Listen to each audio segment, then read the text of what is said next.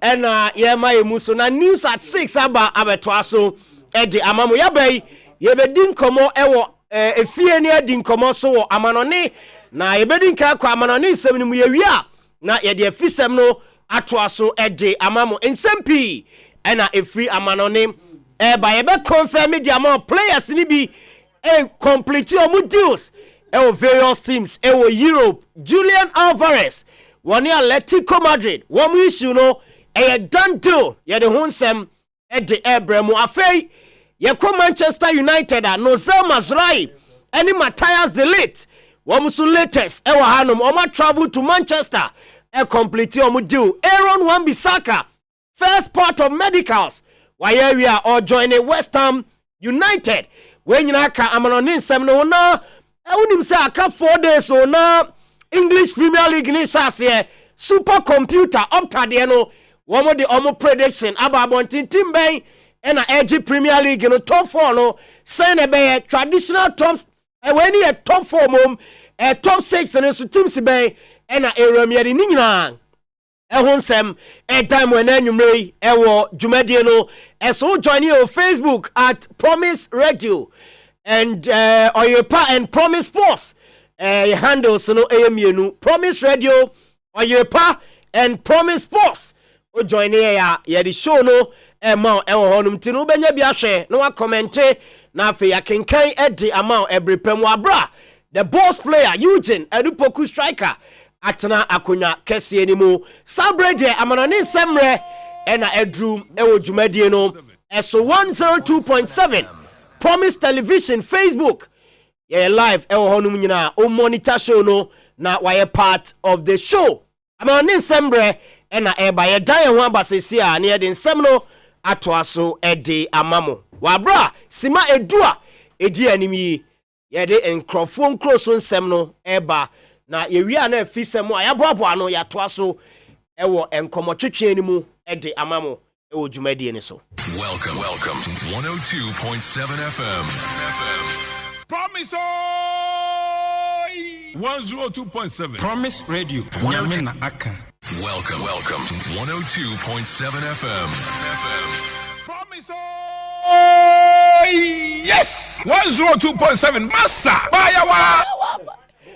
All right, inti ye ko ye nimna ye de kakra egu ho eti amamo ewo dwumadie ne so ene anwumrei de tenie ma menshase wo English Premier League ni mo 4 days to the kickoff of the 2024-2025 English Premier League season no na de tiene se Opta supercomputer prediction no enya ababontin de tiene supercomputer no predict team obeji EPL season ayeremu na uhu prediction na ebe onwa kakra Opta supercomputer ese afiwe Manchester City and obeji Premier League no supercomputer say Arsenal ebe tosu mienu supercomputer say Liverpool ebe tosu miensa afe omuchemu a Chelsea ebe tosu enan Newcastle United ebetosu enum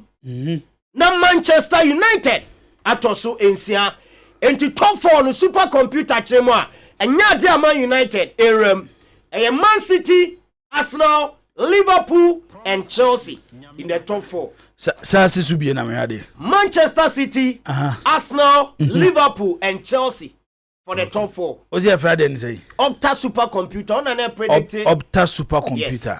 Or predicted the then why am I predict euros no. Sir, I'll predict it. Am I bem? Oh, the prediction. Okay, Spain a beji. Not Spain probability no, not that third. But on the drew quarter final no the Spain ever 2 second. Okay. And all the France. Nese ono no kwa ni ntimi ngini bebre sa. But teams are predicting some be around or 16 euros no. The be 12 eurem. The most important thing ye de obeje. Aye. Okay. Yes. Nti ene ne yentimi ngini ni bebre. But we say obon homoden de. Prediction dey be yentimi ngini. No the prediction enka de he na wo yi kakra wo ho. Man City, Arsenal, Liverpool, Chelsea. Chelsea no na ase me problem kakra wo ho. Okay. O problem with Chelsea de no. And I feel league, solo. Me who say, even though City a favorite to win the league, she said, "Odi abayi." Yeah. But your mom, me and Liverpool for me. I born on mobile pre-season. Say no. Rest of that for na catches will be Mendy say on turn home free contract him. Until Liverpool for Mumpe sika na momfa man na ungotua na afi mo hontomo. Omo wie sa de ne pa. Soloma munyi Liverpool free. So omunya defensive midfielder there na say ho. Ena afi league no. Problem ba ko on say enru be January na on not top of the league ensesa enkoyese previous City teta na echoma be that top ensesa. Yeah. Because they say European Championship no aye boy no a drew stage bia teams are players do ko en pa no bebre. Oh yes. They do the last header na e hoye ball e bia wo FA Cup mu obo Premier League obo Champions League. Yes. So tell me chana say e do also fixtures na bobo so. Nti one way a obebre.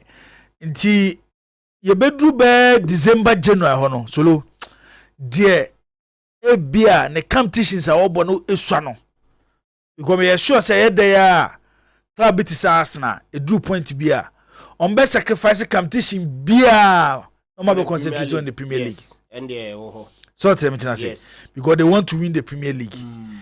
I'm not sure Liverpool be sad no because Liverpool ka clubs no ho a on say clubs bi wo ho a fine wo G League or papa. But always no, move value UEFA Champions League bigger than winning their league titles. Yes. And the Man City so no, Pep Guardiola saw the Champions League ni Premier League ni siwa. He would prefer winning the Champions League than winning the Premier League. Yes, I know correct. So to them say. Enti factors ebe me hu de obeji Premier League no bebre. Okay. E do so bebre ba Chelsea there. So lo me sure. If there is a team a chroto hane and then me challenge supercomputer no. Okay. For pen ne paper natural. Chro se see chro. Say last 2 years no. And a West Ham. Sorry, Newcastle. Ebedi 4th no. Ebedi 4 for ball Champions League no. Team to watch. I'll be Haman for power. Say 4th position no. Chro to a West Ham. Aston Villa and Cameron. Me say chro to a West Ham. Okay. Chro to a West Ham. Matro West Ham. Etinei Oma say omutimi kofi kesem. Aye. Eko hihye ne kama. Yes. Upe sika kese a. Ko City, Liverpool, Arsenal, West Ham. Okay. That's also prediction no. Aye. Okay. City, Liverpool, West Ham, Arsenal. Maybe some Man U for them. But me sure West Ham for now. Man U say so na baby ah. There we betimi aba. Say so na baby ah. Go Man U no e do there ni obeja Europa ni mo. No there no. But here so na unta Man U so no te say the oma permutations na no. E do the more than pa na Man U situation no ntimi nje league na. Obe prefer the Europa League to the signings are clubs in nyina ye ne dia. Anyhow our players ne be contribute to clubs in this season na. Any the level of clubs no when it comes to the English Premier League ne dia. And City, Arsenal, Liverpool, Manchester United. Yes. But Maubia intro West Ham away. We show West Ham yafi. Okay. Because the last 2 seasons of Premier League, yenya clubs are a man for I expect to almost say on the 4th position no mabefa. Newcastle in the last year Aston Villa. But this season Aston Villa they still na. This season monye careful West Ham. Okay. Monye careful West Ham. Kakra meka no to aso yi ba for so ni hweka there before now oni hweka for now they say we there predictions na man for aye me normally no yesterday league na me hear the first 5 matches of each club na ma hwe I approach to them games no ma hwe tactical dispositions and all the other things that comes with it na me ya na me timika say okay we say na keka kwi be say na mama another 5 matches. The next 5 matches we how na team the health of the team with regards to injuries. Say bia bibi boni bia anto omo wokwan mu unse there was some key players bi omo team na say omunya injuries ya na ha adwen. It may affect the team no. Fortunately this year I think AFCON ni ho. say this year phone ni hono yeah nti one of the things that edi clubs now particularly one more players for Africa no ya na di omunya nti ema omo competition no ya na hard because ba Africa be come back now they will be reintegrated into the team no also some of them are starters in their team big players Mohamed Salah for Arsenal Liverpool sorry Thomas Partey Arsenal yeah Tamana Liverpool Salah Mane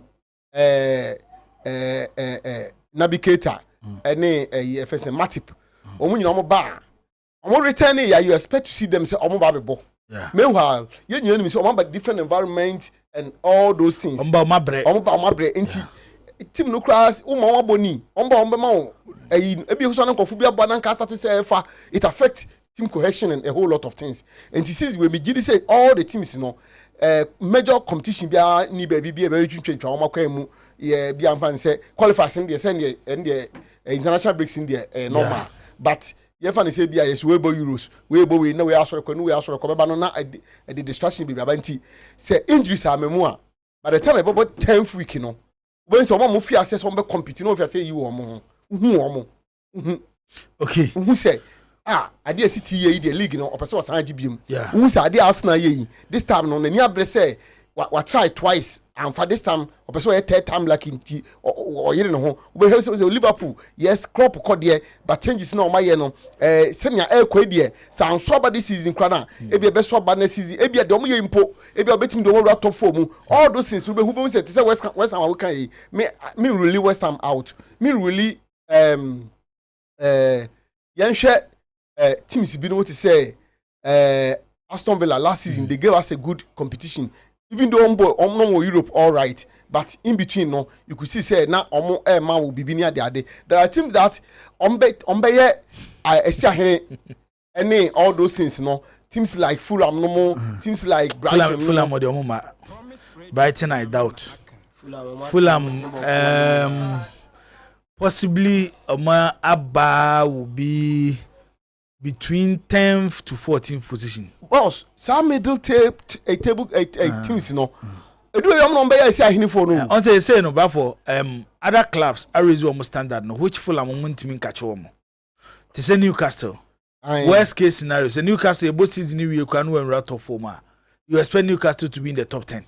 Yes, in the top 10 you expect to see Newcastle. Aston Villa be Aston Villa will be in the top 10. West Ham will be in the top 10. Tottenham Hotspur Tottenham will be in the top 10. So tell me Tottenham will be in the top 10. So position here from 10 go for bon. I know me gitum but obo no time when you abrese wo pese uji league no na we mu na afi no ma start sanwen gu wadim. Okay. And na make am. So enti yen hwe osi super hwan no. Super computer ni place Tottenham Hotspur was 7. Aston Villa 8. Crystal Palace 9 and West Ham United 10. The first 10 no who has a West Ham be run number 4 no supercomputer do ma to number 10 okay and or the Aston Villa at to number 8 and Tottenham Hotspur e wo number 7 Liverpool say omunya sika be say 60 million euros from teams wo Europe and afi Saudi Arabia omu be consider say Luis Diaz ombeton no e de no every bobo ko ni me no reporter e wo transfers mu eba edifa Liverpool one bobo kuna so wa bra still omugu so a and Martin Zubimendi ne camp edin komo say ombenya sika no de na kofa e player na ba abepiem e wo Anfield no abesi akan e de amom nyame ya aduma o kire chi wukoda e na European Super Cup e ba so Madrid ene Atalanta Bergamo e na e de e boy ni na Madrid squad no ababonte squad Madrid e di rem e wo UEFA Super Cup no goalkeepers miensa Thibaut Courtois, Andrew Lunin, and Fran Gonzalez. Defenders no Dani Carvajal, Eder Militao, David Alaba, Lucas Vazquez, Jesus Vallejo, Fran Garcia, Antonio Rudiger, Ferland Mendy, and Ramon Jacobo. One many defenders in Fifino, the usual players: Jude Bellingham, Eduardo Camavinga, Federico Valverde, Luka Modric, Aurelien Tchouameni, Adagule, and Dani Ceballos. Almost so midfielders and attack, you know. On the Atalanta, bro. na opeso who said the Madrid bebo afia nyame aduma ukua de misesa game no every say Vini Junior eba Kylian Mbappe eba Rodrigo Goes eba Hendrick eba and afa Brahim Diaz enso ejiremo a squad na no dene papa enti Madrid squad a coach Carlo Ancelotti ekobo ewo Super Cup no wode atudwane ho enso amane bo eno no Lautaro Martinez area ya Inter Milan a confirm enso ma extended the contract no e de 2029 say auto asosia kan e de ama Inter wo mu bobo ko no mu say ni salary no rise could do 9 million euros and they say the highest paid player ewo Inter Milan bobo ko nim currently Lautaro Martinez wabra while extending a contract at the ama timani team and so at the Inter wom ebobo kono Aaron Wan-Bissaka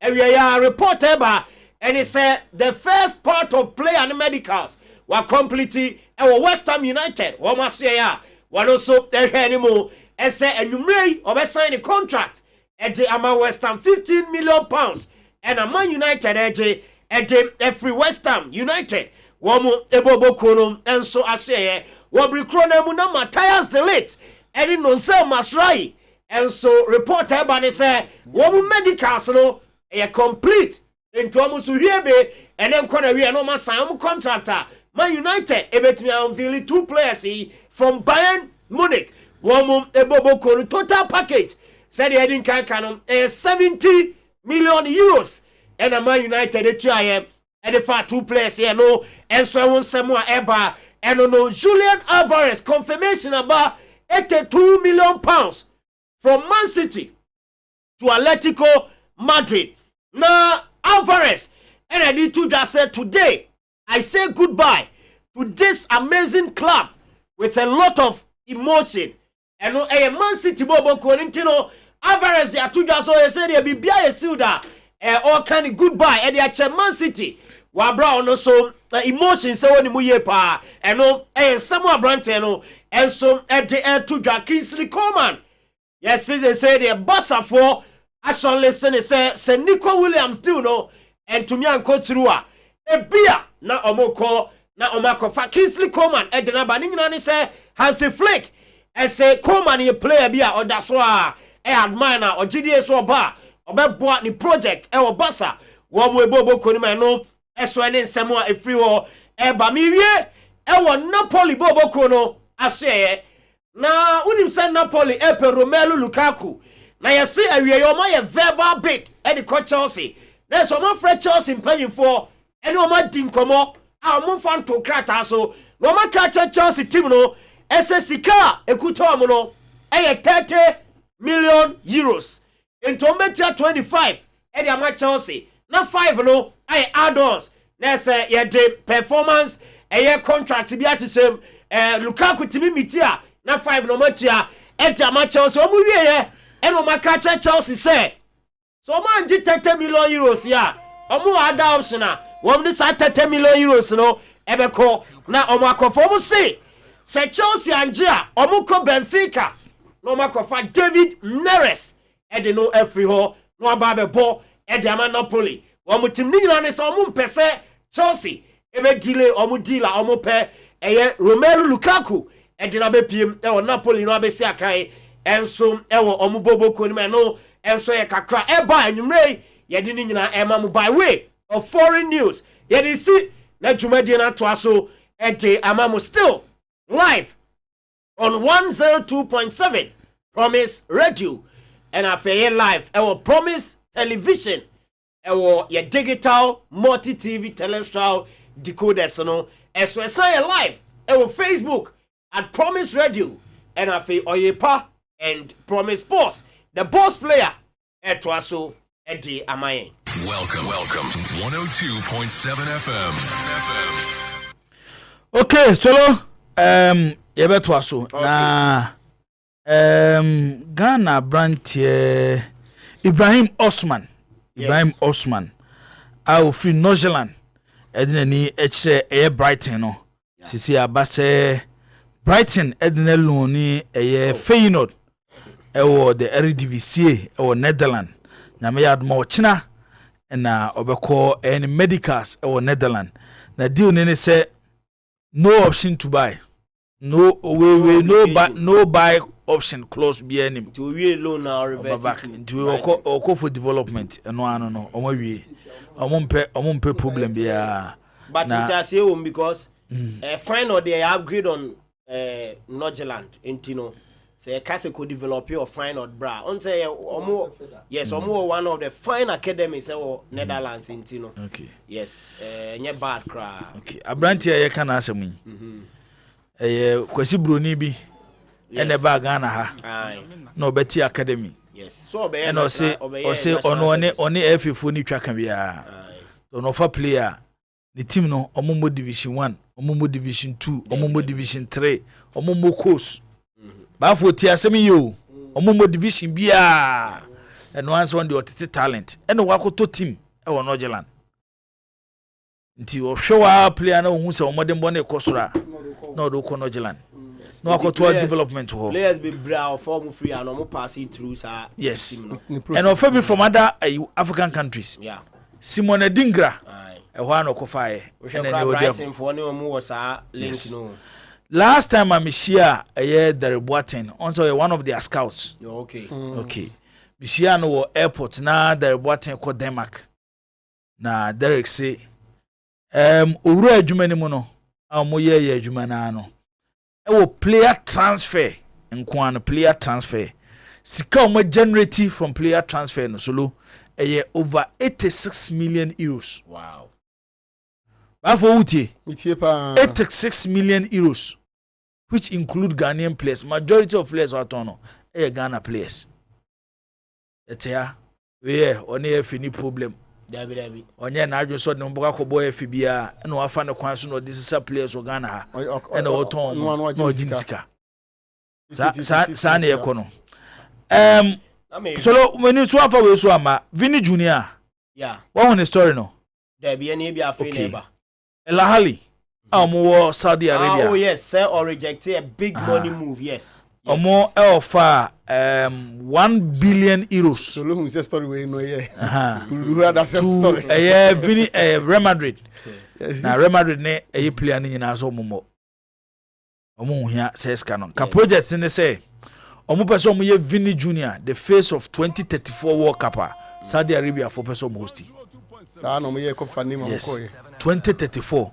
Omo say enu sa abre no na Neymar ni Ronaldo mu nyina no mu twam.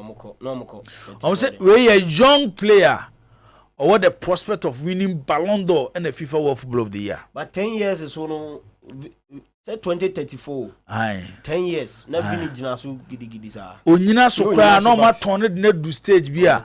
Aha nti e ko na Real Madrid say there bi. Nya do be so. Won say we Manchester nkomaji o.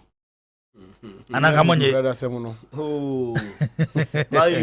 Mayu anga monye. Current structure na dey bia nkomaji. Bafo anga monye Liverpool. Yebeje. Okay. Nti eno story we dey ka menya pa aka Kofi Wiki ofia ene. Juve for no. Aye. So on the story no ye Milan. Say Pierre Kalulu. Yes, o mo be dey na. Juventus for the bid aba. So mo pick Pierre Kalulu. Eti de ono ko ha na ka mabisa se na Kofi so hu ne sei. Kalulu ya mo be fa no. Aye, hu ne sei. On se wi ase. Omo wo ho de a wo so wonya de. But Mami de menti sa o. Mi ho bi player no ya de ameka. Mi kra mi player kra no. Won se de bia na me no wo ku akantara ho. Me se obi player o ya de I mean I don't care because you see football na nyina ya hwe. Who player who say player we there. O bibi, o ye bibi. O ade bia ono so odi ba game ni mu. Bi okra na ya na players bebe ni sa ade no. Won say your common trait and trait. Your common trait bia players are supposed to have. And ye wo other trait bi ho no ma enye obia ene e wo bie. And those players then becomes exceptional. But just what them say na those players then become exceptional. And for obi to say bia Lionel Messi or a certain traitor enye obia na wo bie. So eyi ne exceptionality no esin chan. Your certain traitor Cristiano Ronaldo a enye obia na wo bie. Eyi ne exceptionality no esin chan. There are players amoti sa wo ho no mo. any play near what you say obia bono because the general adene say bema bia gina hodo mo a or football kakra won mu bema bia gina hodo mo a ufam ema be 100 gina ho a emu be 99.5% e football kakra won mu but e was say obia ade ne de no be person de ko but what you say out of this mema no ba kupo mo so de o danso na de na wo ye no sonko enti media untimi nhunu sa ade no no aka sa player no obo ema team A na wo team B nti therefore yes ana ya na ase I didn't say you are being disingenuous okay ase won ka no krema wo ho won ka no kre onye nkwafo we obi a wo hunu kra no obutu no 1% no kre I'm not that type of person okay asem so boboba wo Chelsea say Atletico Madrid for ama Chelsea aswan ye she say Chelsea ehia so more fluid players ni bi na abrantia e fe no eye konogala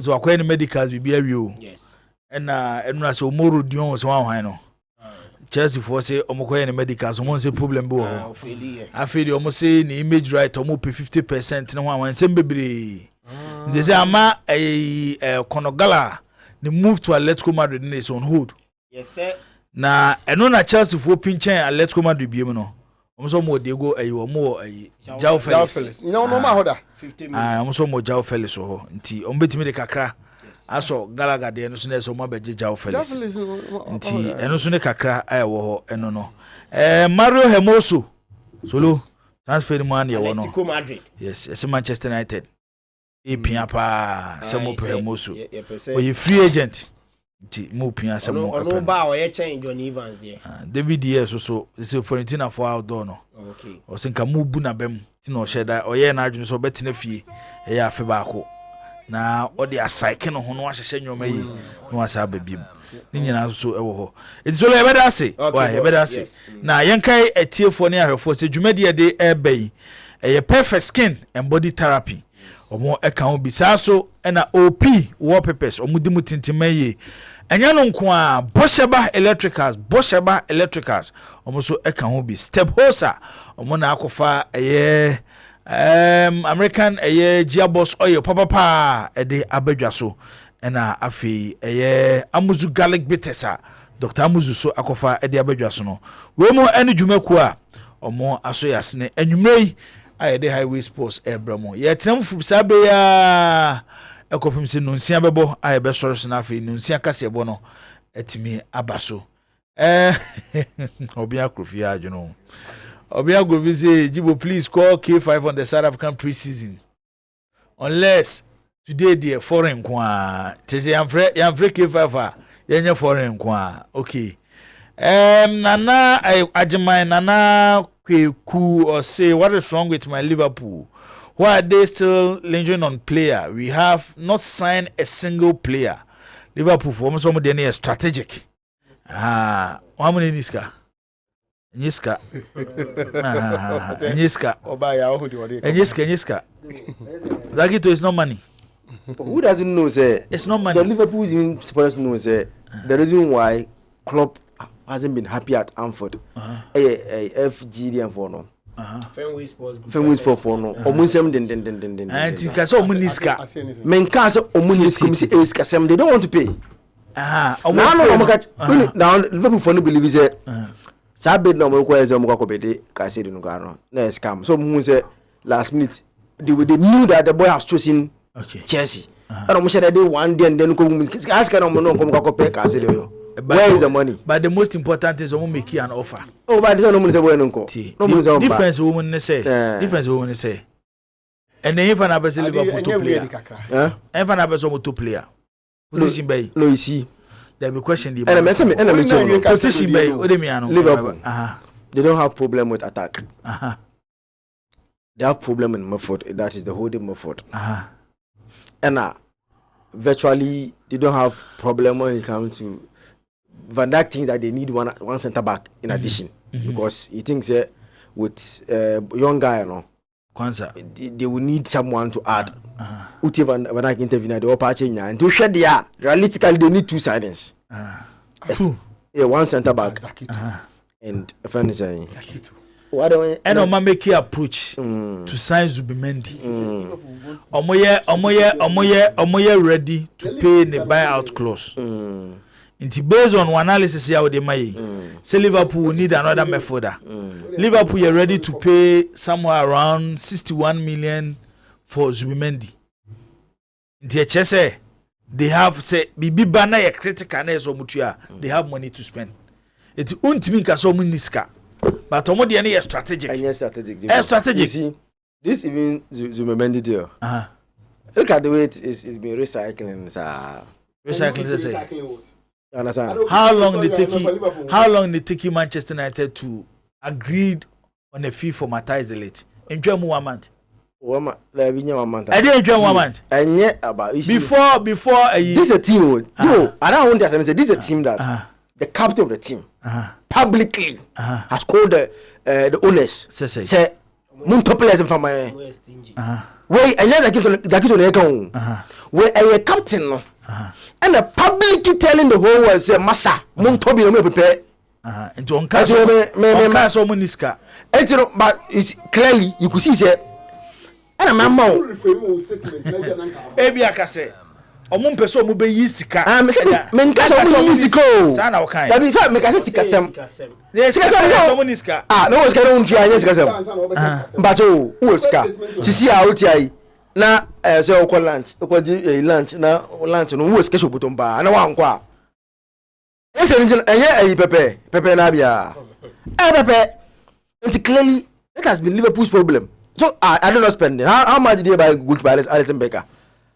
That's almost spending. But I never said they don't have money. But let's no I didn't say that. Challenge on. Now was not your first. You understand? But what show one? Pepe and na omre to na I say Sagido last 2 seasons ayi bad by a Darwin Nunes last 2 seasons last season of boy the third season of okay omo to say so for 70 omo dia say yes Kodiga poet one say Pepe you see something is going around me no be say no honestly yeah it do be how no have you done say but I have seen what is purported to be a check for Zubimendi that has been leaked when but assuming me person they can assuming say if it is assuming which possible though he will come to Liverpool no but me person they can't say assume it if it is a club that is ready to pay say 55 or say 65 or say whatever won't mean that's why prepare and you don't expect people to show become profligacy in spending. No, but you see, that is how Manchester United behaves. They throw money about anyhow, just like that. Until I'm upon a minute time, I didn't say which team has thrown money out recently more than Liverpool. We say we are no actually player. Because you're night here, I can say, what would we? We Antonio the Bubun team. Until my can't some patroa. Boss, Adia. Ubia we uhwe setting no and minua kumatena has see as mo kan wan here there and they say Liverpool and me as a Liverpool fan pool I'm looking at 3 to 4 players possibly me I know na me hwe but no point Liverpool fan o say oh Liverpool nyam you know is okay. How long does it take to buy 2 players? Because side defender walking central defense say here obey say here say here we can say Liverpool decide some do be baba on the baba so one for me who be say me I feel say Liverpool shouldn't have a problem at the back because Van de Beek was say you know Holland you know Donny Van de Beek what should I say no Donny Van de Beek center back what should I say is it mine giving him opportunity he can also serve as an additional backup But also mo pay. Omo tono.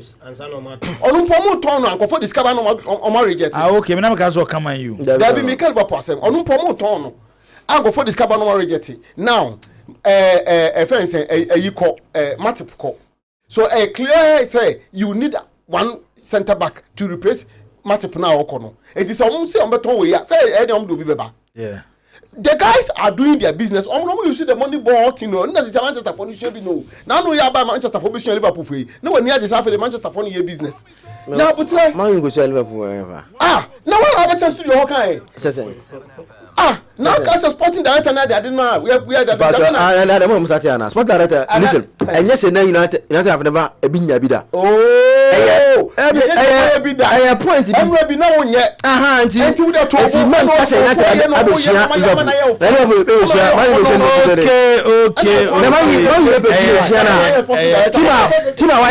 Manchester and Liverpool for the Omomio Koshia. Now Kofa Samaba.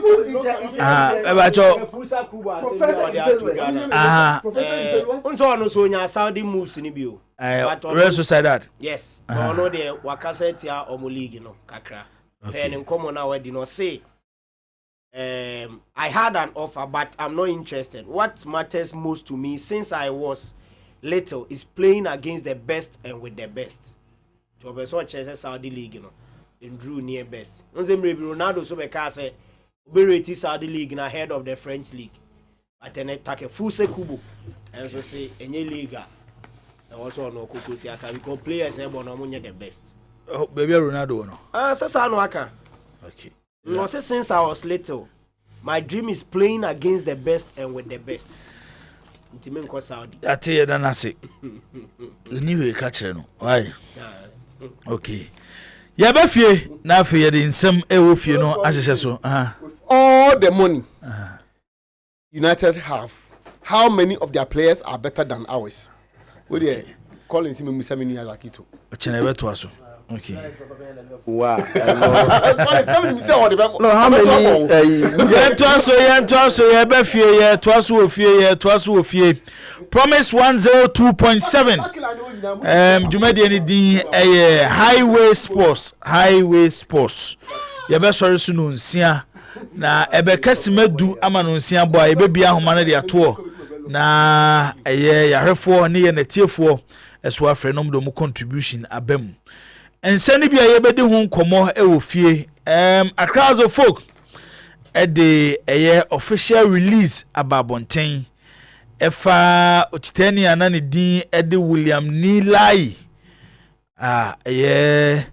enra homo Peace Charity Cup match ekoso Accra Sports Stadium Abra Has ene Pando Heart of Lions edi Asia ya drew pempenso bi say o collapse was stadium wa edine edu ya sabia yensom na me eto ne nsa ede efre no has of folk ede release ababonten efa William Nilai I say wonya ne baby eko ehun sem wa aye behwe afei coach ede ma crowds of folk Abubakar Watara ono so den sem atudwa o say amane has of folk ekomu afe ayetwam no sure sa afi we die enwoma besesa enwoma ebesesa season we ebe Watara nsem ode atudwa ho no ye bebo dwumadie so na afi yetimi abiebiem Kumasi Asante Kotoko so de eba ne se enei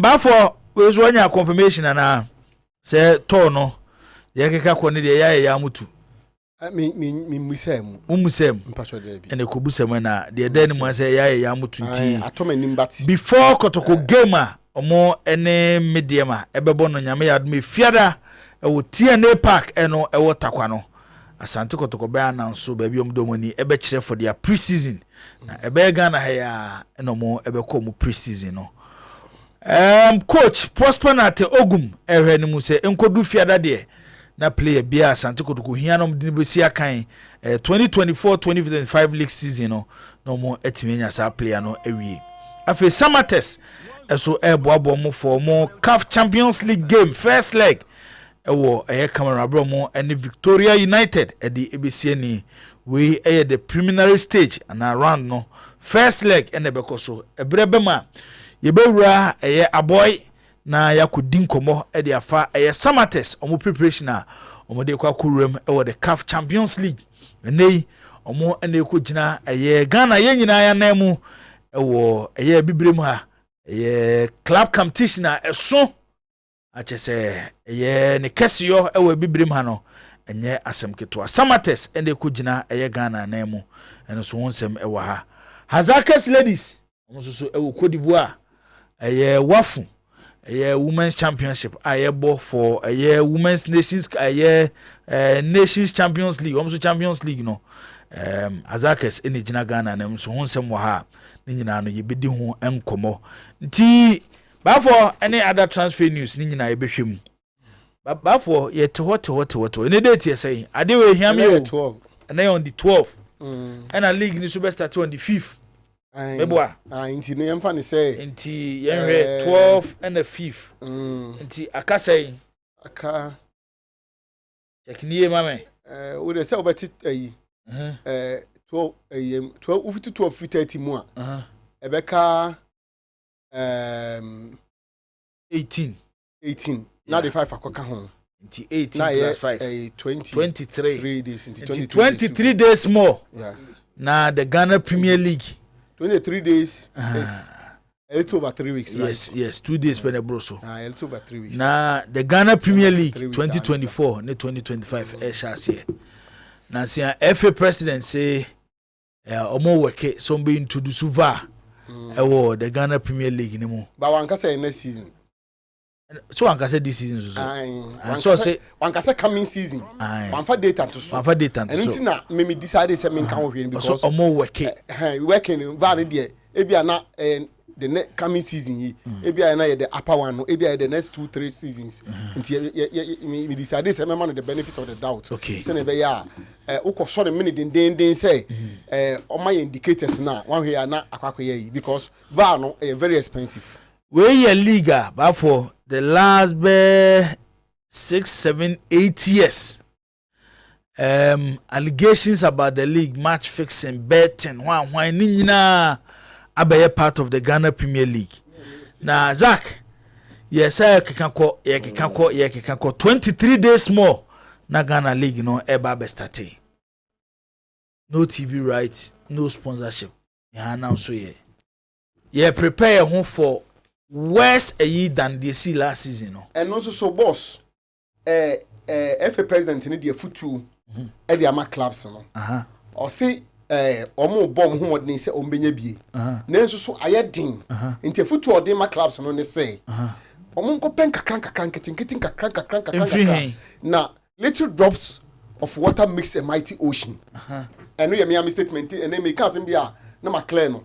But say we here you can say would draw a friend say wo fa na asem no wo ka no a now wo fa bi dia kasama na say wo fa mu oba asem penifo se asem ani adanse no ye twa asem na bi na ye dia ya adanse enti say FA president say clubs no mo ntina fa ko mo ntina moto so na sikasem ho aye di o man mu nti no wo ko company ba ko say onu nko ampagya e bia $4 million ma wa e be ye din so de be ma wo nti no we are kotoko we are house we are Liberty we Olympics the one come league ni bi on more Premier League go division 1 yeah mami Premier for because me sure say on one no waka kere wo we are Dreams FC we are House of Folk we are whoever Samates enti ukonya ne kakra e bia we betima ma 500 we betima ma 500 tunya 8 ukamboma you are getting closer to or now say you are about your $4 million now no so that you will not be getting a headline sponsor but you get partners on the mount, and I'm sure he took a cue from immediate pass protocol management in leather and Amponsa so Bekaya. Once a normal partners here and there, and okay, be crowd or Sibia will be a bit mama unsio, will be a bit mama tomatoes, will be a bit mama Gary, will be a bit mama Abe, will be a bit mama Contumre, until you judge in us, I said, I'm a place now, uncle. So o kan bo mu anya say no bo ampesi na place na do no come baby enti no kwaji we kakra me paso man kasa sa people we dey kasa so dan go for amatwumi srani abasa ti kwaji we kakra rather than say e bia o pese we yakotoko ana we house ana we whoever na o pese e bia nka company bi na waba na o ma bi a 2 million at a go or say eno de be yedin nti the president has advised his members say they should find a way to spread their tentacles in terms of looking for money or resources na no na be wade message ba da no ade we ehu na be wase o papa na papa ne say me ese me na me ba akonhoma ti me ba akonhoma na obi adidi na papa no pie kwa adwuma na oba na ofeka chense me ba se ne nam enuma mo ye dia ma me abrabo mu a me bibia nkoye no obi an pie nkope bibi ni a eche se wo kire nkra ne se omunkohwa e ma wo mu aso munkobo adwaman me ma no kwahwa na so munkobo kro no nti aha ne in reference to adwaman ne kro no no na ye the alleged match fixing betting never be kind of baby never work that's what it is na wase wo kind of make bi o ye de buy football ya ye boya ye de buy football ya ye boya papa ye example ya we kama ati se film bia ni hu kama papa waka che ne mase te se no se me yiska wo fie ne de be no adwane amama na mebo akoma no enyome mo yeden na che se papa no wato the responsibility ato akoma ade amane ma se o mo ankoye na waka che o mase o mo nkwa abonten na mo kopen kakra na mo kopen kakra obi ankope bibi nye we dey emfa so obi ankope bibi nye obi ankope bibi nye eti o ma antimi anya adwuma no o nya bi anya okwa ebia so bi botomo no ne sa ube hu ana obokro no pocket so tire me chana se ube hu ana se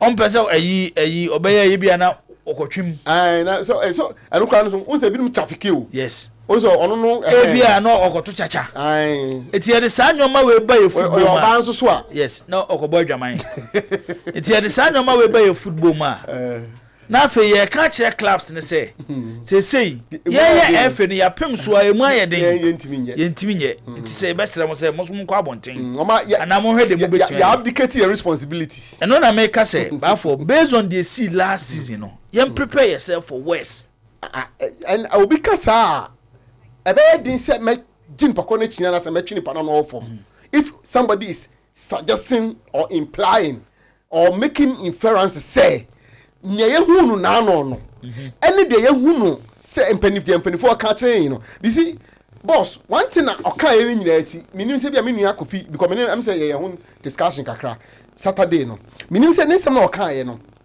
because when it comes to TV right there so and so clubs in TV comparing kakra wo and you say and I think Zakito took a leave and suggested therefore say if that is what the president is saying then he Kofi Zakito and oti hey me nka wo na chi se ne be ya se ontimi kasa wa nka se me chano so anu atene me onu de o ka kire house ne kotoko se omu nka kire efe ni se omu matches no omu ton omu ade minim boss minim so ati ase ya Kofi se onu Kofi Zakito o ka kire house ne kotoko se what your father has just told you at least you have matches that you are going to play. Tell your father that you want to sell your TV rights so that and look at the mimi sports members ni nyanam say ye be catch now say we should jina them co management ho say or the panka kotokoma ti senior pese yeto ta kebe on promise on or TV ye mo bi anyi bi o ahon mimi kan me ho say mo ye bi da they say you kotokoma match life o and say mo ye bi da see betima ye we have what it takes it's possible yes you be beer you the material yes, it is possible. The men you everything it is possible it is possible it is possible to us oh yeah I boss me boy yeah but it is possible now until me kwada na Kofi Kalam Kofi ne ye me kabet ma jaye I think the FA president has also advised his members say gobokro no mbacho nde nyame na de okan de nyasa na baba na ba wu na ase papa no so abdicating responsibilities are the whole 18 Premier League clubs and ya kan mo bom si ekoton mo up sponsorship ye di 18 nyina akọ yentimi na ye ton mo ne yentimi nto a na ba akọ ton mo na ba akọ de ye se ne ko me who be that I don't know your set set no enye marketable you see a sub of the set I have a subset na yen ton na bia na de e beto when you are not able to sell unim ade bia woni bo da no meka wa ha say we put you together ye wo mo betima to wo titimu so ye mo betima to enti ebia value ebia value obetim dia to so then ebe determine the kind of price how they beto so enti se kotokonko akono so oton ne matches kotokonko akono so ko pay the partners and sponsorship parce que obenya no eye nia enso no sa ndabi enso no football e ka wo mo mini azakito tia se we twa Liverpool say ye nika player enti into player yi say wo ka say e da form omumpo na ye bo season wi no ye see TV right team we nya say TV right team we nya say TV right team we nya say TV right asemo e we say enam say wo ball league ni binti no season wo to so say usika wunya ye nie omunyina almost every club in this part of the world our partners and sponsors yet TV right no any wo league ni binisika wunya ye no ya na ehia wo mo pa na wo je so yie pa a wo mfa ni agro enso mo wie ya no ma site asabonten e ko pa bia wo be ka wo hom de be bo ane ade wo a lot of avenues to generate revenue wo ba ga na ha no ma the avenues to generate revenue no boss limited. For instance, one of the key avenues to generate revenue match days. Match days gives clubs a lot of money. Selling of paraphernalias, selling of all other products inside aduane show and all those things no. They no clubs no generate good money out of this. And sana get no and now make a say what I've been told we a foreign person say me bo anan so catch him because I'm told to say Germany for but German Bundesliga fixtures na Babontin. About for the as I was say. Only so say Babontin can say dabe no mo start. Bundesliga. Dabe no. Away 2 weeks away. 2 weeks away. By the time na omunya fixtures no. And I say fixtures no Babontin no. The day I'm say a day or two after fixtures na Babontin no. Sada na no Bayern Munich ticket na omuto no first no friends advance ticket na season ticket no and the sign okay say all planning you can plan with the season ticket and no say at least your season ticket holders no yet 10 enti at least at this point in time you been 10 sika ne crowd wait me the ABB chrome hadom season ticket is alien in this country and Isaac will be season ticket is alien in this part of the world.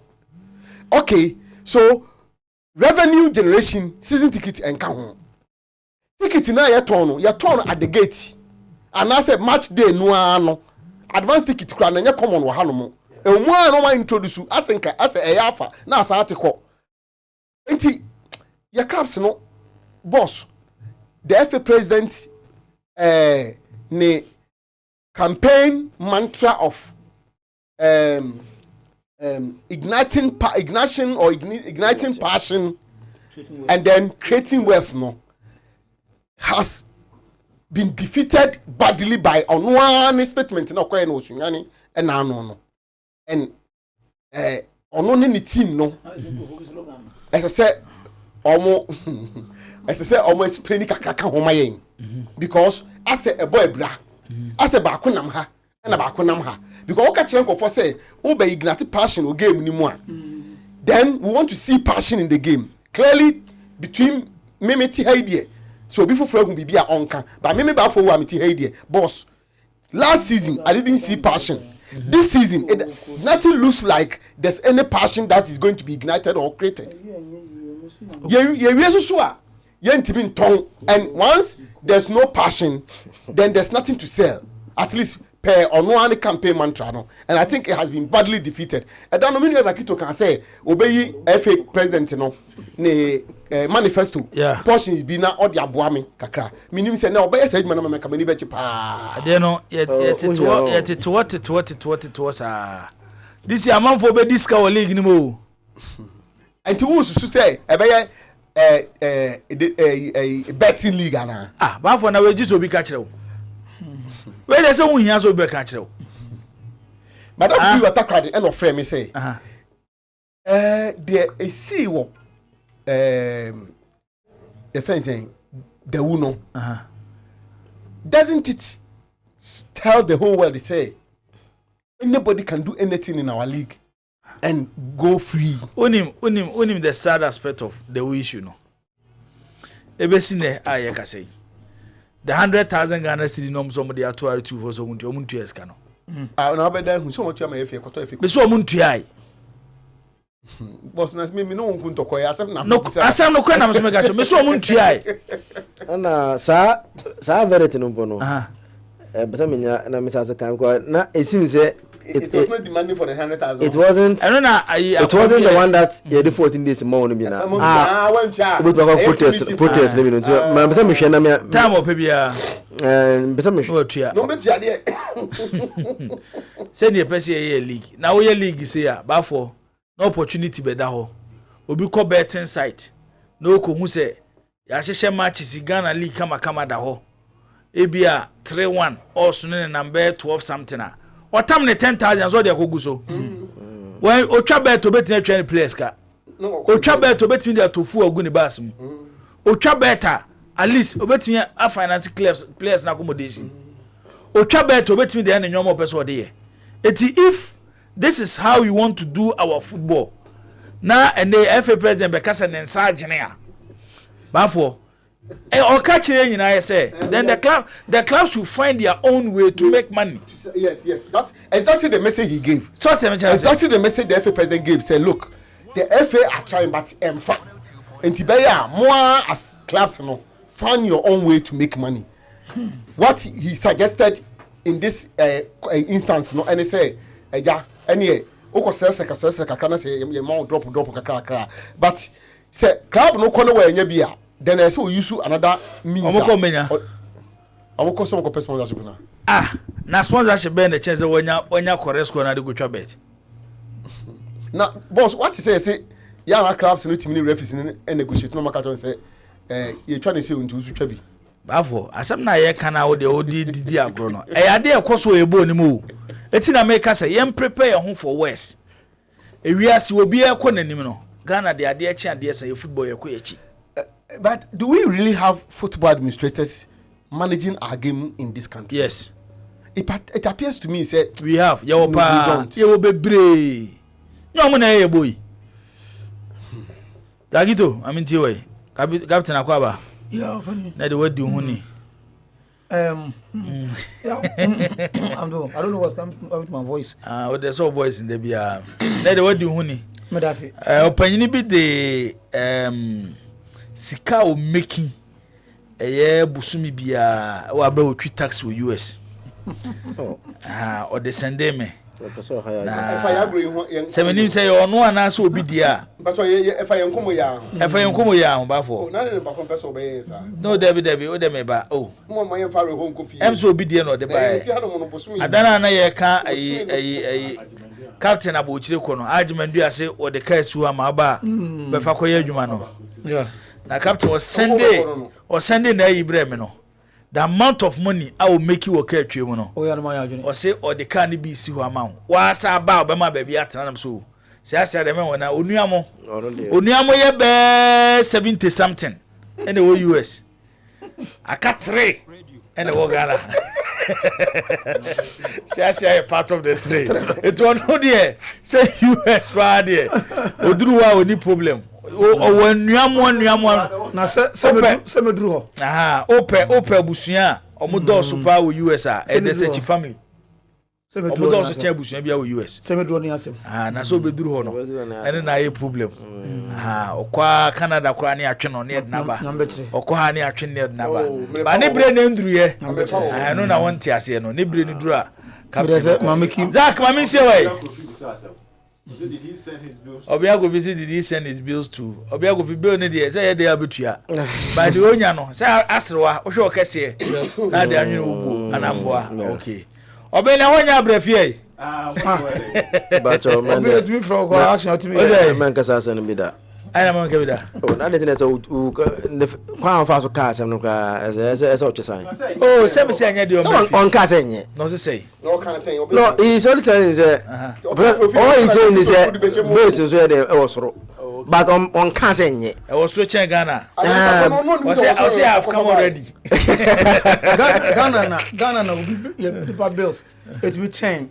Ne monthly income. Ghana. Ghana pay. Bills get much income. Yeah, the problem ni nyina ye adwuma. Ye adwuma na akatua no wo fom. Anya ni. Say nye adwuma na akatua no wo so dan ke bills ndi e cha bochi de no. Ye adwuma na akatua no koso bills no beko so. Oh, there be bafo. Ya kasi ekumbe bekumbe. Za ko de mami tio. Asam na jibo aka no. They about to collapse Ghana Premier League. Jibo. Nye government asem. I think say Jibo. Baby ah. Oh, I don't know me Jibo. E ba cho yenko is Jibo. You see? Onimu why ba fu eni abre nya ma din a me hwe ne din. Mo yam calculation no mo say 23 days ni am start league. Me pa cho class am kwa ko bono. Ba fu eni abre. What is you complain is TV right now dey any one any main sponsor now be sponsor league no. And Fawaz Diabano say no matter what, abroad is better than Ghana. But there is no life here. Other in a kike can Fawaz. Some bars here. Say like I problem now inflation. From Any exchange rate. From work house work house. Yeah. So but I want to see no but captain no to see no on both a question am kwasere say oh nya nsa oh I think inflation exchange rate ni yanke anyhow by inflation yanko zakito when I started from 30 yanko zakito yanko Jibo biased yanko zakito biased nationalist Jibo class no bafonia break gidi kotoko anya na sisi a wa break is interview o man na so bia ngwa precision aba e bia abochi ne mbaso they are spending to go and do precision has here precision one bechem so no mo akra so na no mo has boyfriend ma yeah mediama na anu ya you understand sama test yes bo mo kwatena ayi it's in one because no they have been there for more than 1 month. Yeah. Look at the amount involved in hiring the valley the training you know. It's a class no. Jibo. They are okay.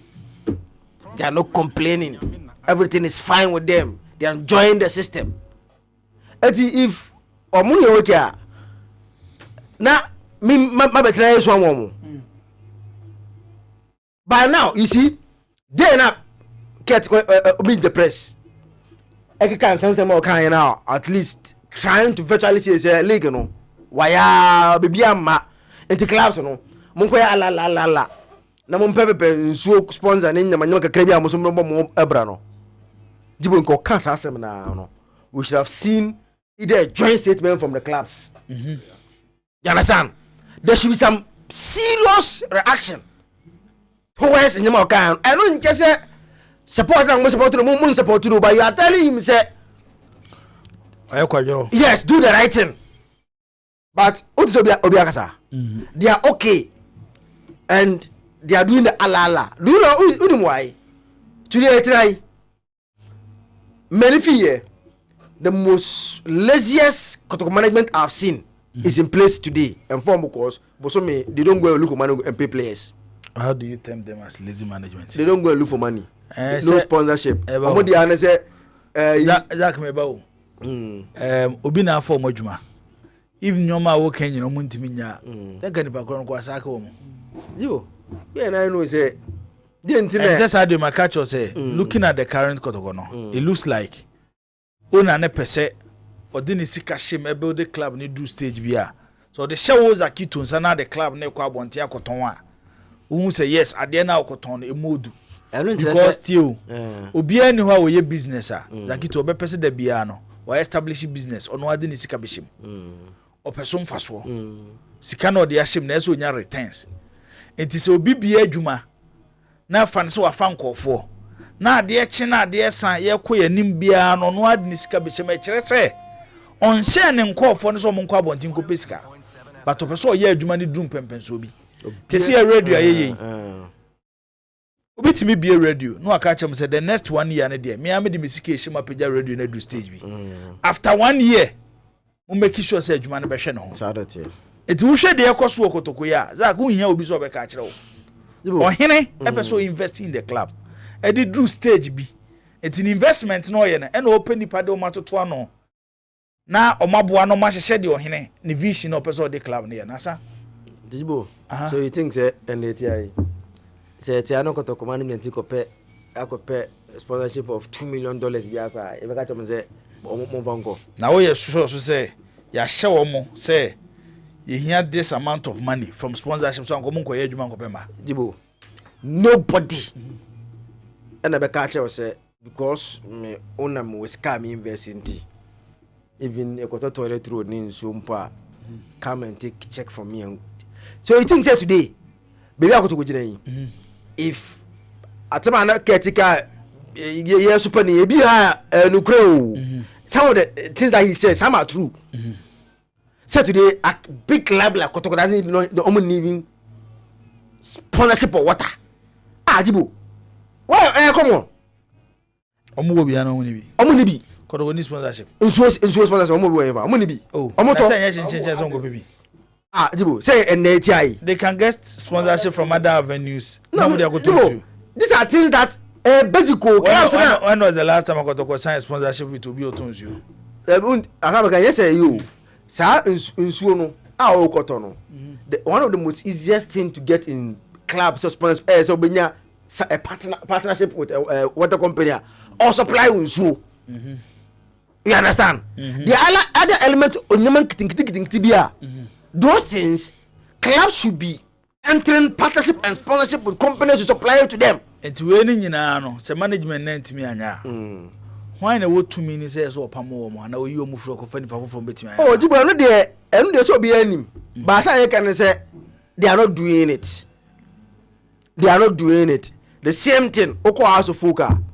They are also not doing it because boso me no so they know say the big man will release the check. Into inform. Into inform say Togwe being the owner of the club. Every month, they are happy about paying player salary, paying for other bills of the club. Ewa bra wafa obi. I won't even go for sponsorship ma. Nani pa koda so tiwa. Edi ene ka kire. Jibo. Aye no apa money bebre no. But still out there. Me ba jo. If you have money, do you have money more than the Qatari Indian for no sponsor in na? But are they not doing adverts to still get money? They don't know advert to get more money because they need more money. Because Skatani no, we can asem na team ni ene dia no. O put the plans in place. O fu so fa wo Zakito. Na wo Zakito be ye adwuma de mana. Our task our de ama task ni bi ni say based on what some we can you need to generate money into the club. Enti se wo fa say ni pa kro no. Na task or the man untimi nya obetimi ayi na firi ho so tere me chena say difference woman ne say and the ocean nyoma ekoso okotoko na e na me ka cho me Zach me nya opportunity to speak to people closer so tere me chena say ade ne nyina ne say de wo kana nya se me ne wonya adwene o me ne wo ya adwene pa but ohene feel say eso build team ni drum pempen so bi into the show Zakito nsa on san wachi man hobiem so ba bagiska was perfect and I say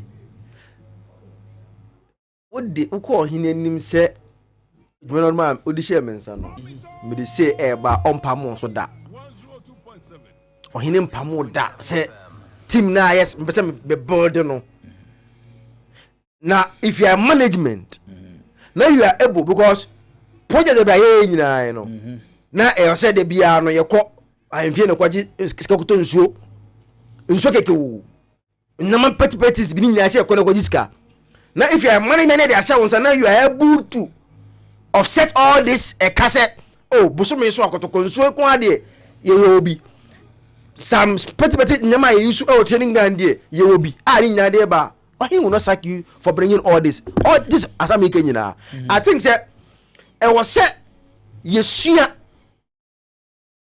how to also bring petty things be and when adwuma wan be show mo so monye wan be show mo na wan be lay in a go say management am for adwuma we na mpesa mo ye wan adwuma the team yan dia to say be si masem na make no so to ba jibo the way for adwuma no ajibo so you think say ne omuye and so be betimi ayo sana wo hu no maybe boss maybe be ka house of folk MCS one company in Modin.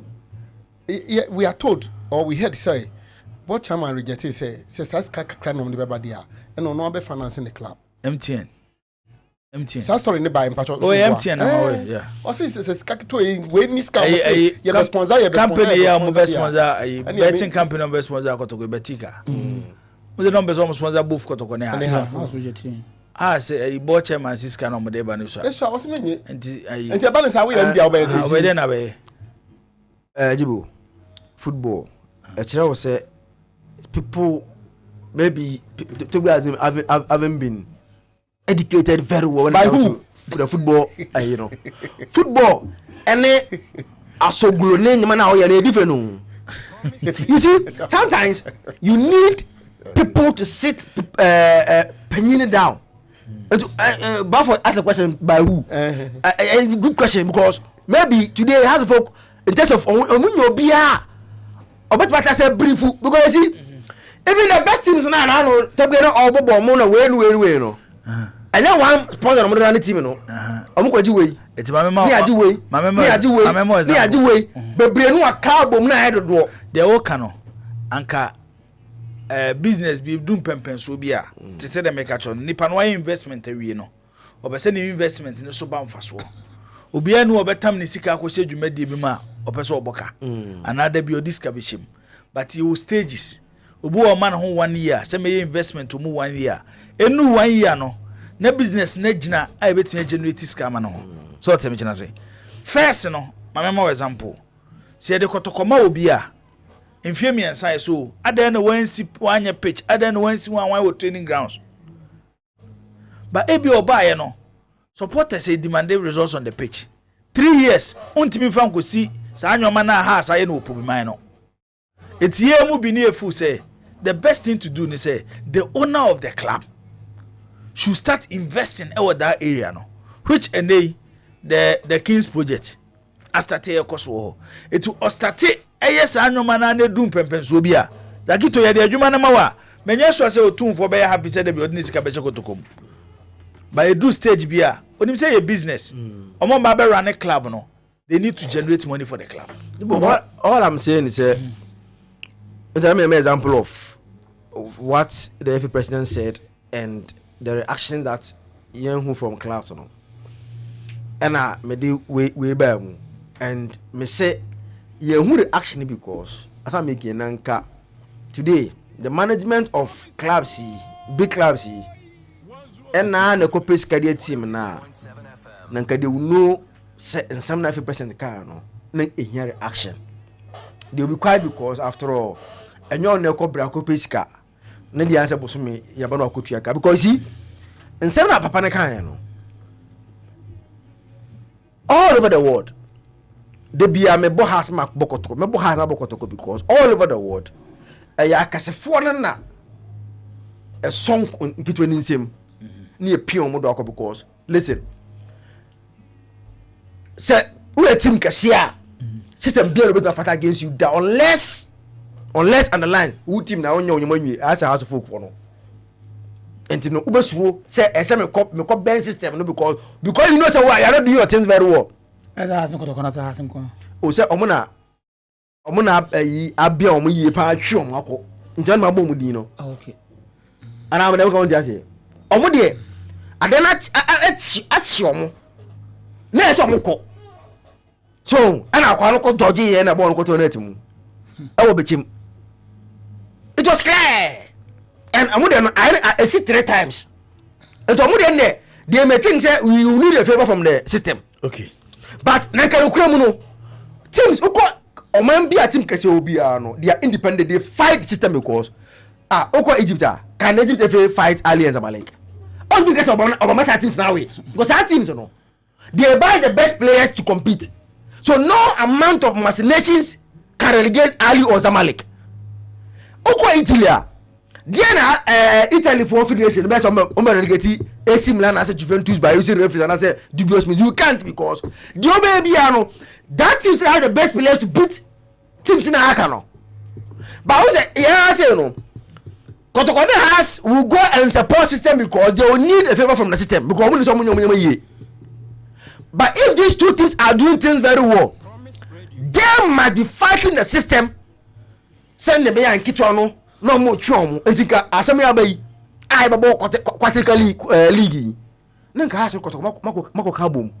My friend will yank it one more. Hey, the Okosui, say any. No more kabum, no more the religion about one. I'm a system no one say you guys are not sleeping. Medas Zakito, Captain Mamentio. The very day FA president making that statement, I felt that it was very irresponsible for a leader of the football association over that statement, you know. If he had even said, say, if you know it's one among, by what was bad advice, a clubs no. Someone so any BB, someone's better than BB. By the time if you didn't ban, now I say almost so Eddie and Zonia be the account where the can Anka, I have work on one company. That would have been okay. But to say, collectively, no, I had difficult to get. No, class on Zonia and Copebino. Not difficult on the man tried by your two Abamano as a FA president. But like Zakito said, I don't know, yes, you soon class now. I didn't form one by yet. Or more, I keep you mute. Nobody seems to say anything. But instead, no, the same person all catch almost say, on TV MP sponsorship M Famano. I better sponsorship. And I don't know, I can say a season or two ago, even on TV, right? Not GTV, Sports Plus, right? I don't propose that about out and almost free. Say if you know they felt they were short change. I am from home. Tombeka, you know. This same FA and the FA leader. I can come imagine and mock you extra there. GTV. And I'll call for the start time to buy. So I can start time qua. I can quickly I don't do rush to the GTV. But the whole problem is that your league now you're about and you're attractive to attract these potential sponsors to come on board. Now, make us say if supervising league even last year, the out 2 year if I don't change. Look at how betting at the crew league, you know. Who allows you attractiveness? What they call chubby somra. And you know, the FA no Ankasana led by Keto Krekuno was saying system to the extent that and then your league ain't attractive. It didn't bank park.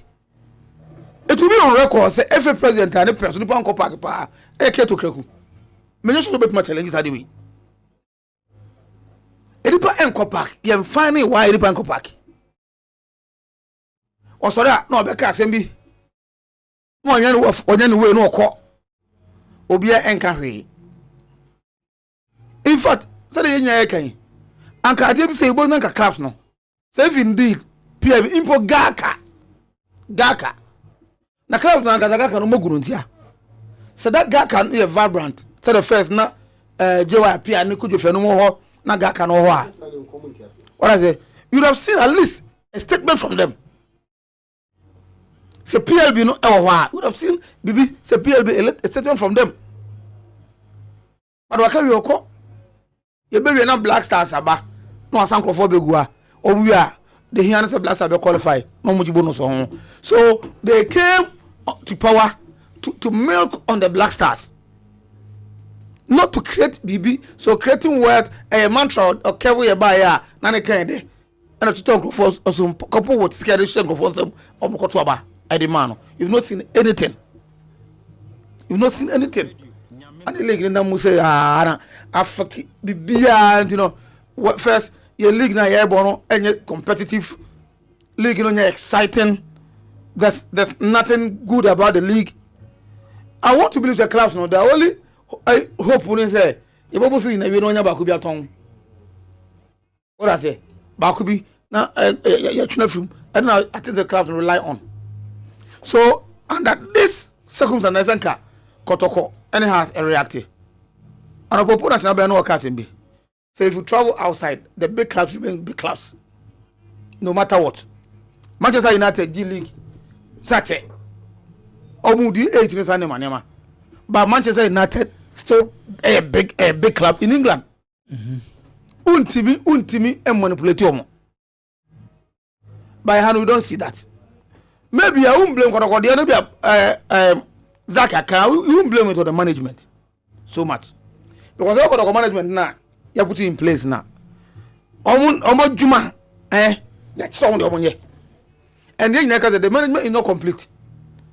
In fact, if you expect the management to go bring all this sponsorship on board, at least we put that business aspect of it at the account.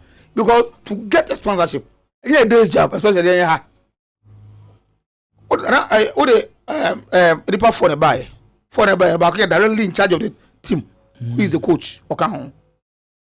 But who is technical director? To me, no, I want you my coach team no power. Technical director, what is Sudan? I know you, it's accepted here. As a son of Kotoko.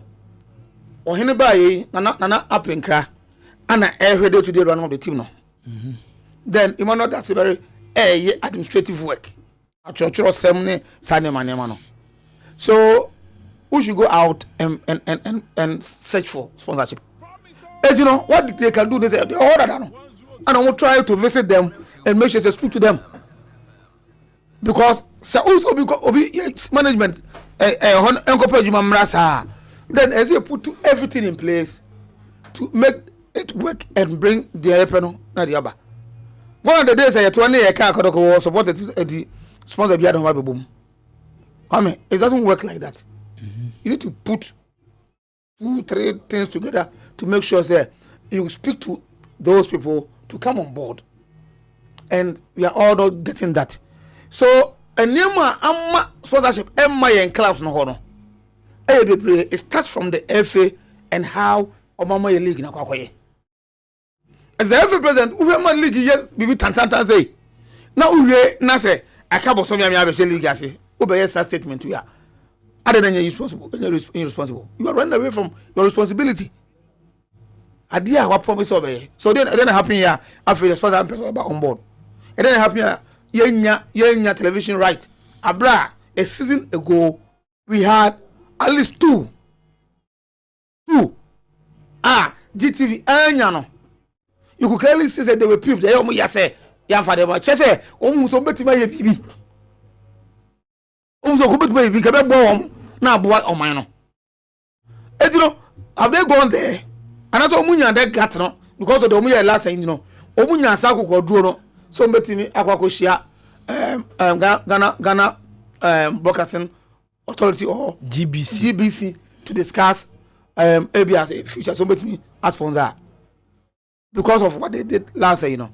And what happened?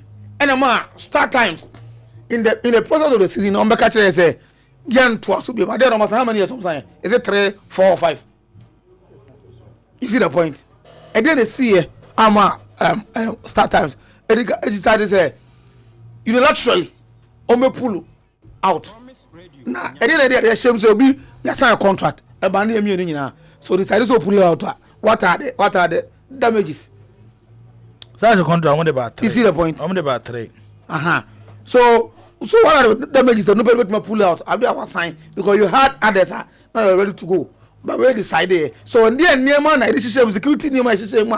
Now it protected Ghana football. Any league, you know. As you got start them decided say pull it out now. Now they are forced to pay the rest of the amount. But they just pulled out at the point they also be on the back say a promotion. No one and one about them. Now one's also to cry. So a quite a year first for a name your football no more. I said a shrouded with secrecy. A lot of secret dealings. Cause what you ask yourself say Saudi people be ya to a class perifera or to claim say football and they understand their cause no. As the FA requires any money in a as the Egu league no, how do they feel? You see the point?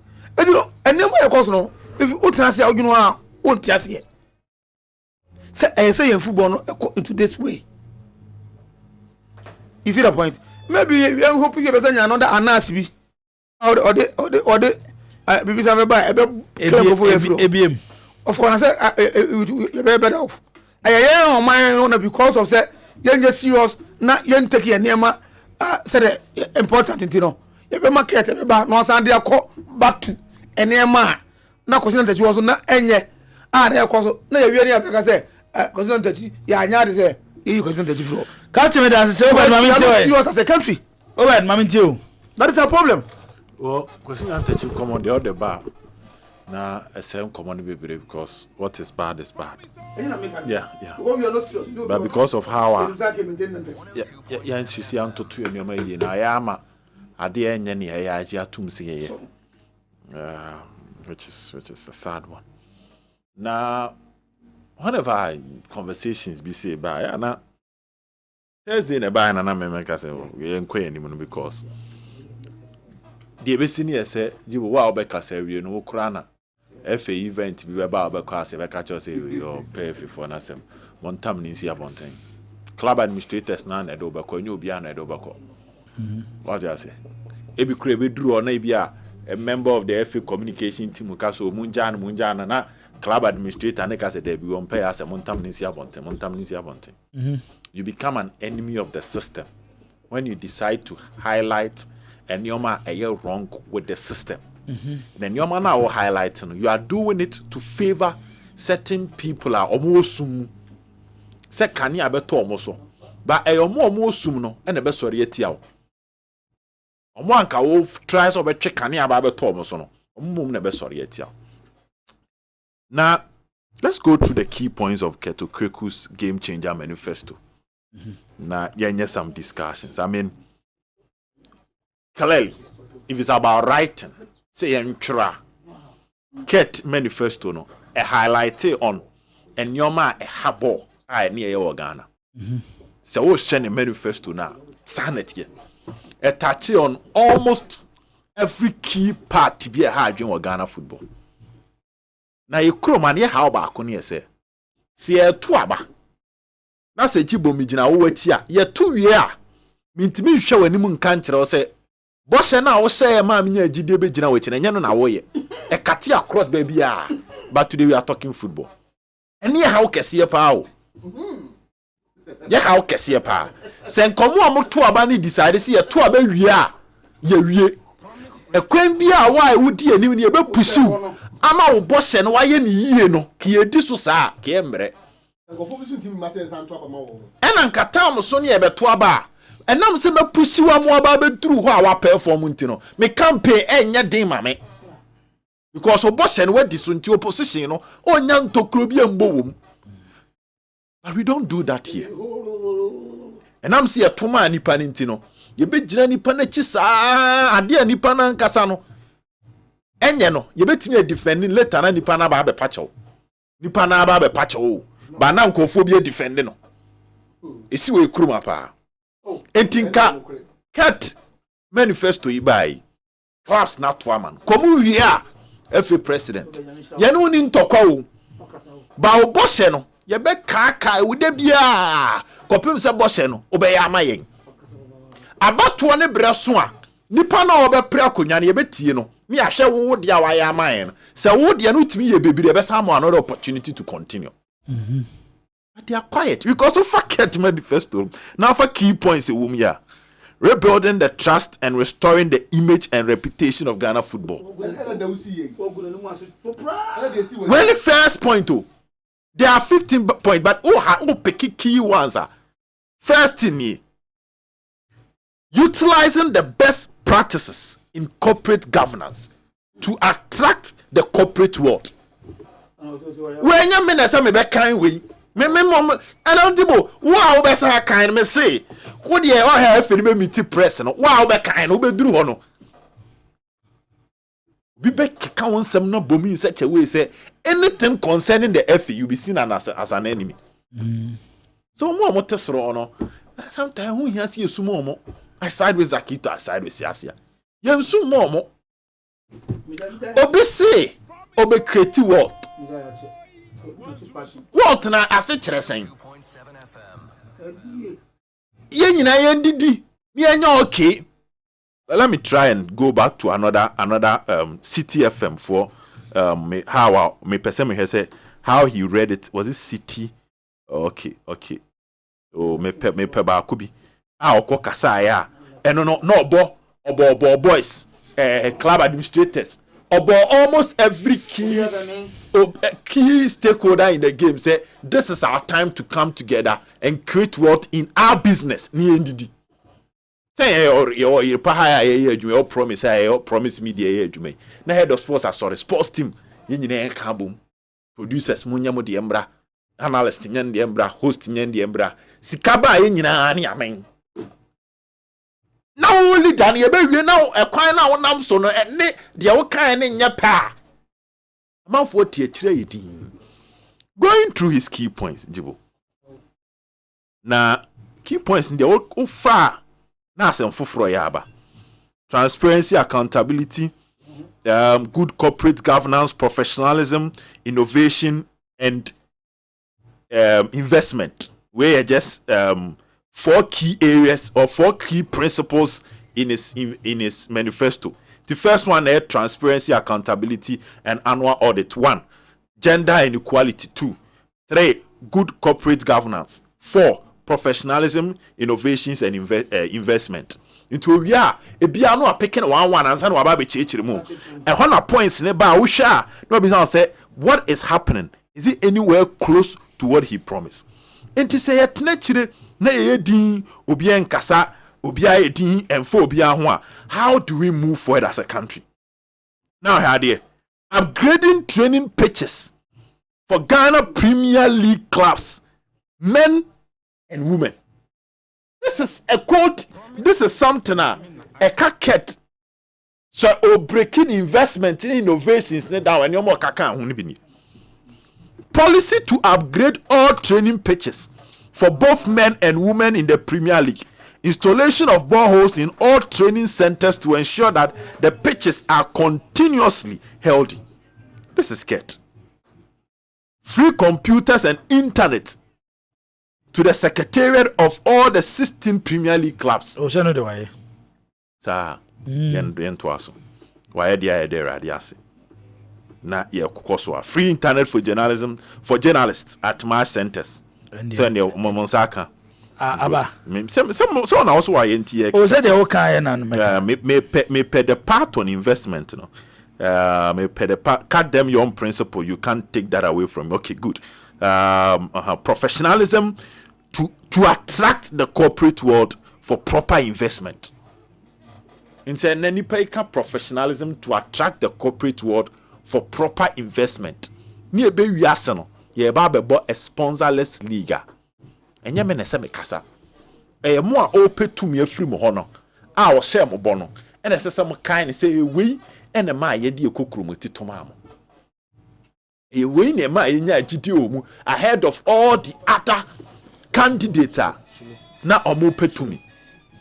So if you can't pick this comment part of his manifesto, and any interesting thing in central for ni bi kra de ya yanko program na se nya manifesto ni bio yeah downloading but more club bia no present bi mamo. No, I was there, sir, but then now akra good ya ent mi amba nkra ne de nya bi oh but say okoya ya betia download and I make us say yen download oh me for more no me oh yeah I'm just yeah but make us say clubs no mo de o ma mo copy e deda mo office. Oh, me mo copy wem sa so had them obi ankan etimu de na no asem afa na mo ka yo panyin nya we na wo ka kire yen yo ma e de tumi share on sa boss we dey but you quite the only where I disagree with my brother Obeden fence Zakito is that say yanso so ye ka say the clubs are not being responsible, let me put it that way, and I say acting upon Ebianka at the SM. Therefore, yen as the media, yen so ye can not ma then what it means is that we are also abdicating our responsibilities as serving as checks to these things and society, public, all those things. So, this idea can be by any team we are so because yes, we are a sudie say a normal ecoso ewo ye family say be as the political media will do their own. Yena sports no human sports say nkofo come to doesn't mean say yes you can no because yen nyina can no to dia ene ya hwe adakro da wo beka so beka sa no ne be be na kodu ne bia na ye hu hwenye so enti the big question will be, why are the clubs quiet? And the answer is that clubs no want to be on the good side of the system to enjoy from the system. And one answer. And I agree with you. And I'm saying that let the clubs be on the side of the system. With the good side of the system. The danger is that but there are also there are also other group of people who are not the clubs, who are not the system, but who are also interested in the whole idea. What Obed is trying to say is between here as in Central for and the clubs no. Some are worried, clubs no. Which I agree. I know the end of it's not say on can send me and Kebi. On can send me a say. Se clubs no kra na e form hu gidigidi no maka ma no atuma ye kra kan hin e be kwakosi. Yes, but you see the ye kan nyina no tina make say your group of people be na say a group of interested parties be na bia omo no they are not the clubs, they are not the system, but agroya ye kan wasemi omo so boka hu bi o. We are talking about the general populace, the general supporters populace who omo no mutimi nka hwe omo mutimi nya hwe yet the bad things are being done and they are the consumers. Yet we can't say we now. You call AFCON by for their sake, in their interest. In Central for sorry, sir. A man on your man could you with our football. Now, together with the public, no so me demo. You and what see your man what demo no more can. It be called to the extent of saying that importation of football products, abaning jai taxes are. Wadi eguso. Neka bots na omo demonstrate no. Omo show up no. Which means that one say house ana kotoko na any Ghana Premier League club and even the FA. Epeso omo crane omo aba. Ye nyante which say Blasters just secret me bana aba beka. Bot me bana aba beka. I think say there was last time NGO be the ball bar say Kodebema basic schools. I'm a abo through the FA, Ebekawo, our port. These were some of the things are now in Central for no more DNM together with Nipe one crime, Kumasi for Krebi Koi. They were pushing, they were trying to fire the authorities. Some bear nyoma ye for Ghana football to move forward. Yenya a club administrator. Nyoma na no more cano.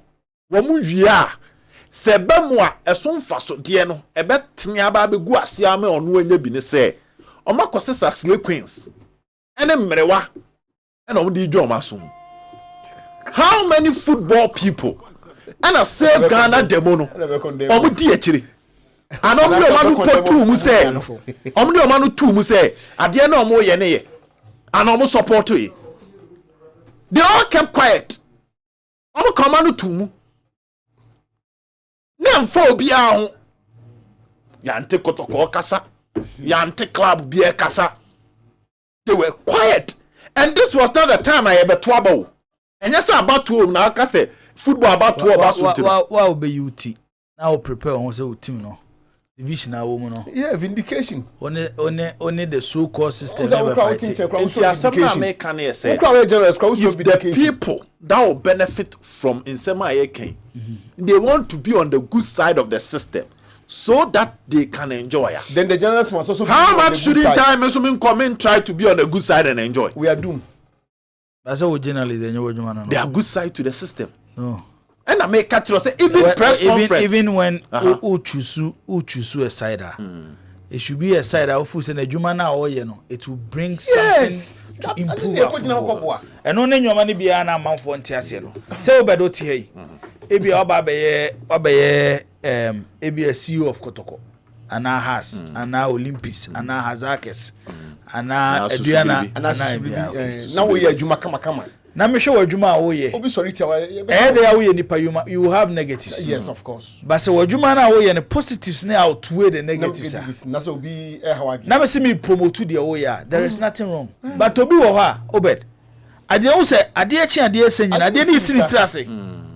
But still so be dey echi ade ni sini trase esini trase ya ba be bu agunkofo bi ye ni abre etwi omo se nipa no obi hyesoro no otwa duan mo mbra ne enti nipa ne ntofo sani ombu ntom so no omeka se da bi ye twa omo sesabo to boy ye a ye twa se enti wo sa no be den mo example me se me de manu why obi tidua so budua ba be bu nipa wo example no me pene so me no ya adwen ami e tinko nipa na egudua na se no ye ga kyerɛ mo se mo mbra he no na te ho na obu no obu enti kwan be so na be fa so atena to fom ana ye be to ne boba ama na jai boss ansa na so be ma mfo we ntwam but obed what did you ntwam me the small even the small day oh kind of cray news okay get it. Oh, ka say baby o said na the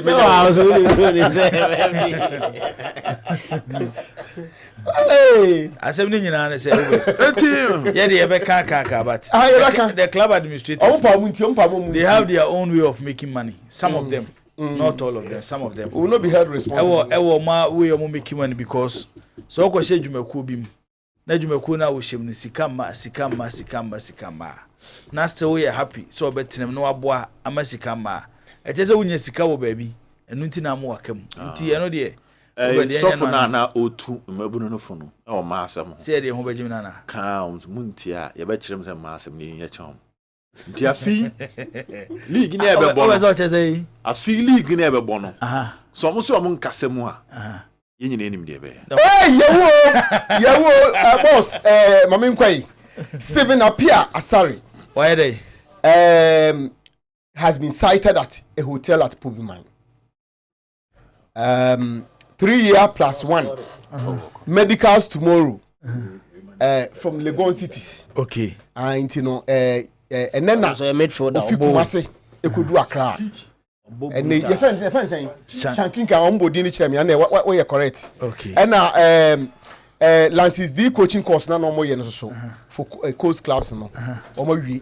okay and then omo wi bibia afefe kama bafo pedasi solo boss there course you wetin afani mamembo boss na family nu miensa bia yes yegusu ebodaro American gearbox oil papa na if you Stepfosa enterprise no eno bi na yeje egu ye cars ni mu especially gearbox ni mu na aye gearbox ni power steering no eho adwuma na maka no anante kama enti no Georgia hotel hwe ni mu me pacho we no ni hwe ni mu ewo Kumasi eho na oba Stepfosa enterprise we ye ma come to DM automatic transmission fluid ni bi 0244382195 and